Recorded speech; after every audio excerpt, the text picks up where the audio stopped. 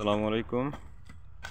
আপনারা দেখতে পাচ্ছেন এই নেপিয়ার ঘাসের যে বাগান আছে, ক্ষেত, সেটা পরিষ্কার করা হচ্ছে। এটা আসলে বৈশাখ জ্যৈষ্ঠ মাসের প্রথমেই লাগানো হয়। তো ওখানে ওই সময় লাগালে পরে আসলে বৃষ্টির পানিটা পর্যাপ্ত পায় এবং গাছগুলো খুব ভালো হয়। এটা একটু পরে লাগানো হয়েছে, যার কারণে ক্ষেতের মাঝে কিছু ঘাস হয়ে গেছে। সো আর কি, এই আগাছাগুলো পরিষ্কার করার জন্যে আমাদের এখানে লোকজন এগুলো পরিষ্কার করতেছে। এই নেপিয়ার ঘাসটা খুব উন্নত জাতের। সেটা দুগ্ধজাত গাভীগুলোকে খাওয়াইলে প্রচুর পরিমাণে দুধ পাওয়া যায়। এবং প্রত্যেকটা গাছে দেখেন এই নেপিয়ার ঘাসের যে চোখ, এক একটা চোখে এক একটা গোড়ায় হচ্ছে 3টা থেকে 4টা চোখ লাগানো হয়েছে এবং এগুলো আস্তে আস্তে বড় হয়ে যাচ্ছে। এবং একটা গাছ থেকে আরেকটা গাছের দূরত্ব হচ্ছে প্রায় 1.5 ফিট রাখছে। এক সারি থেকে আরেক সারি হচ্ছে যে প্রায় 2 থেকে 3 ফিট।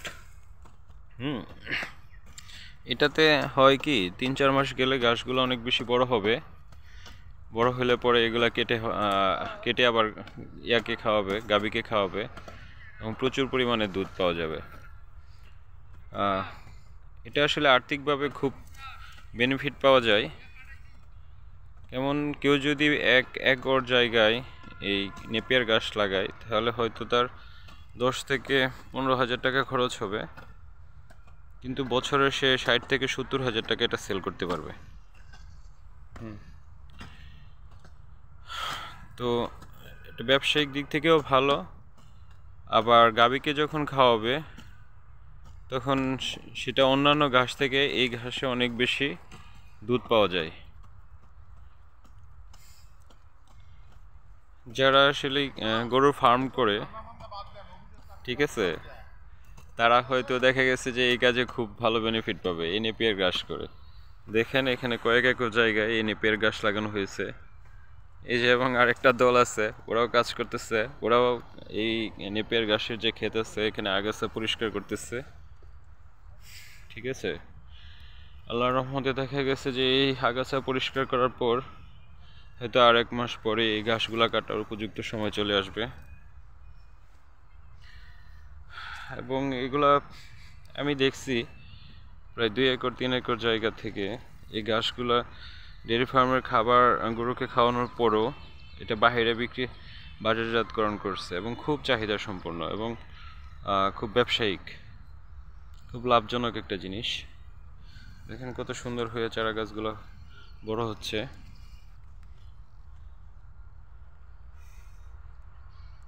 ওরা কাজ করতে করতে ক্লান্ত হয়ে গেছে, তাই কিছুক্ষণ বিশ্রাম নিচ্ছে। অনেক বড় এই বাগানটা।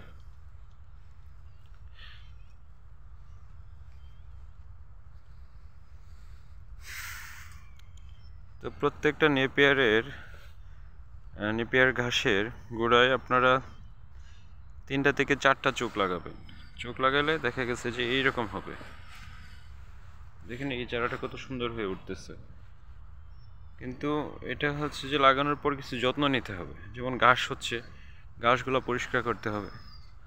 ঘাসগুলো পরিষ্কার করলে দেখা গেছে যে এই নেপিয়ার ঘাসগুলো আরো অনেক সুন্দর হয়ে উঠবে। অনেক সুন্দর হয়ে উঠবে।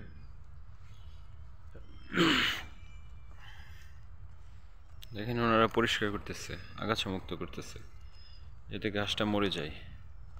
এটা পরিষ্কার করার পর হয়তো কিছু সার দিয়ে দিবে, যাতে চারা গাছগুলো অনেক বেশি সতেজ হয়। ধন্যবাদ সবাইকে। ভিডিওটি সবাই শেয়ার করবেন এবং কমেন্টস করে আমাকে জানাবেন। Thank you.